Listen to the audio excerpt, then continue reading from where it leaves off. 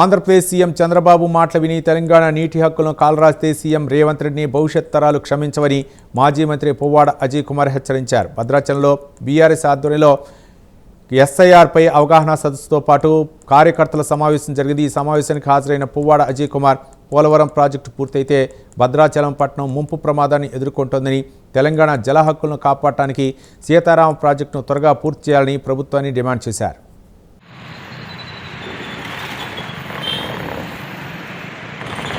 భద్రాచలం నియోజకవర్గంలో పెద్ద సమావేశం, బహిరంగ సమావేశం కేటీఆర్ గారి నాయకత్వంలో ఈ సమావేశాలు అయిపోయిన తర్వాత పెట్టాలనేది పార్టీ యొక్క ప్రధానమైన ఉద్దేశం. తప్పటి అన్ని నియోజకవర్గాల్లో కూడా జరుగుతున్న సమీక్షా సమావేశాలు భద్రాచలం నియోజకవర్గంతో ఉమ్మడి ప్రభుత్వంలో ముగుస్తూ ఉంది. ఇవాళ 2.5 సంవత్సరాలే సీతమ్మ సాగర్ బ్యారేజ్ ఎక్కడ వేసిన గొంగళ అక్కడే ఉన్నట్టు ఉందా లేదా?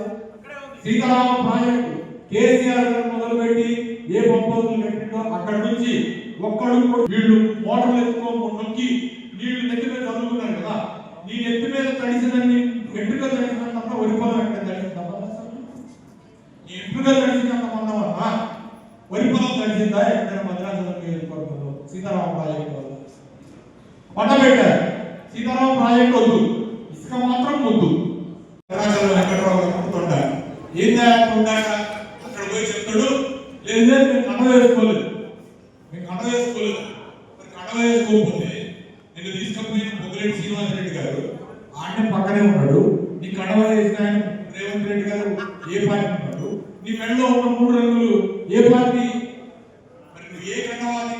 సరే, ఒకవేళ నిజంగానే కనుక అది 3 రంగులు కండవ కాదు, కాంగ్రెస్ కండవ కాదనుకో, ఇప్పుడు ఈ 2 సంవత్సరాలు పార్టీ మారిన తర్వాత నువ్వు అనేక గ్రామాల్లో కాంగ్రెస్ పార్టీ కార్యక్రమాల్లో పాల్గొన్నావు.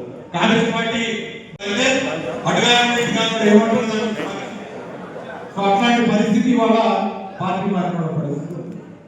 అక్కడనేమో కాంగ్రెస్ పార్టీ సభలో కాంగ్రెస్ అంటారు, స్పీకర్ దగ్గర కూడా ఏమో లేదు బీఆర్ఎస్. ఎవడైనా గట్టిగా అడిగితేనేమో మీకు తెలియదా ఎందుకు ఇబ్బంది పెడుతున్నాడు. నిజంగానే కనుక ఒకవేళ తప్పు ధైర్యం ఉంటే నీకు ఆ పార్టీని నచ్చి ఆ పార్టీతో పోవాలి అనుకుంటే బాగా చెప్పు, నేను కాంగ్రెస్ పార్టీలో చేరుతా చెప్పు. కాంగ్రెస్ పార్టీలో చేరుతా అని చెప్తే మొదలుపోదు.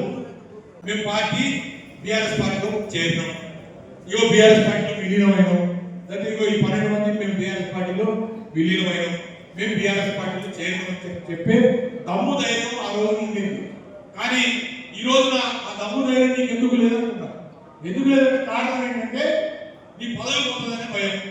అవతల ఆ రోజున మాకు భయం లేకుంటే పదవి పోతుందని సరే ఒక మంచి కార్యక్రమానికి వచ్చినాం రాజకీయాల కోసం అని చెప్పి మరి బీఆర్ఎస్ ఆ రోజు టీఆర్ఎస్ పార్టీలో కేసీఆర్ గారితో నడిచి ఈ తెలంగాణకు బంగారు తెలంగాణ చేసుకుంటానికి వచ్చినాం. ధైర్యం సొసైటీలు గిరిజన సొసైటీలే ర్యాంపులు నడపాలి.